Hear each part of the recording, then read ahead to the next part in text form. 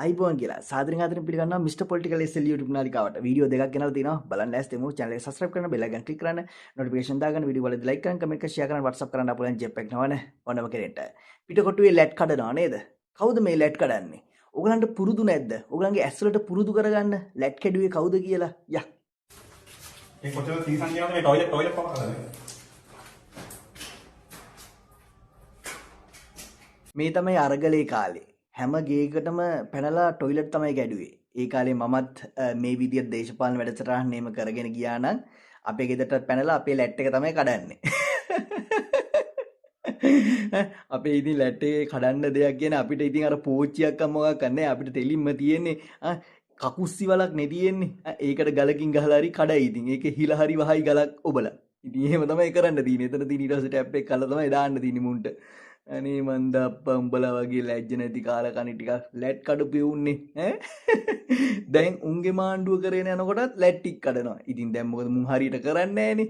ඒක නිසා උන්ට මලටම කඩනවා දැන් ලැට් ටික. අයියෝ අයියෝ. මේ තියෙන නලින්දගේ ලොකු ටෝක් එකක්. ඒගොල්ලෝ කියනවා අපිව පරද්දන්න බෑ අපි ඔක්කොම එකට ඉන්නේ. ඕගොල්ලෝ මොන මගුල ගෙනාවත් වැඩක් නැහැ. ඉතින් මේ උඹලා මෙහෙමයි. උඹලා දින්නට ওই විශ්වාස භංග ගේන එකෙන් උඹලා පරදිනවා කියලා මතක තියාගනි. හරිද? ওই ලෝකේ බලන් ඉන්න ඕන නිලිල දරන මිනිස්සු බලාගෙන ඉන්නේ. විශ්වාස භංගයක් ගේන්නේ ඇයි කියලා ඒ මිනිස්සු දන්නවා. ඒක ඉතින් පරදින එක ඉතින් අපිට ඒක නවත්තන්න බෑනේ. 150 ගානක් ඉන්නකොට ඕනම මෝඩෙට තේරෙනවානේ. මෙහෙමයි කියලා. හැබැයි ඒ ගේන එකෙන් උඹලා කෙලවෙනවා. ඒවා තමයි ආණ්ඩුවකට වර්ධින තැන් වර්ධින පොයින්ට්. හොඳේ.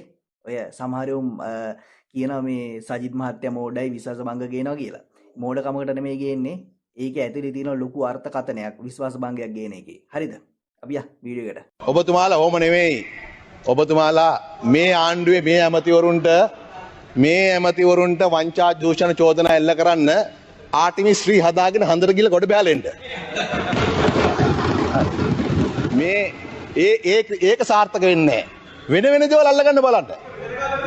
ඒ වෙන දේවල් අල්ලගන්න බලන්න. හැබැයි මේ ඇමතිවරුන්ට වංචා දූෂණ චෝදනා එල්ල කරන්න තමුන්නාසලට බෑ. හරි අපි හන්දර ගිහලා ගොඩ බැහැගෙන එන්නම්කෝ. ඒතර උඹලා ඉඳීද කියන එක තමයි ඒතර ප්‍රශ්නේ. හන්දට ගිහිල්ලා හරි අපි උඹලත් එක්ක ෆයිට් කරනවා මචං. හරිද? නලින්ද මට නම් අහුවෙන්න එපා. ඉතින් ඔය දුවන වෙලාවකට එහෙම මිනිස්සු ඔක්කොම එකතු වෙලා උඹලා දුවවන වෙලාවට මට අහුවෙන්න එපා උඹව. මතකයි මට හැමදාම මට හෙන සෙට් එකක් මතකයි සුදාව. එතකොට උඹව එතකොට සන්නස්ගල මගේ නාලිකාවලට ගේම් එක ගහපෙවුන්නේ. බලා මතකයි මට හැමදාම. හරි?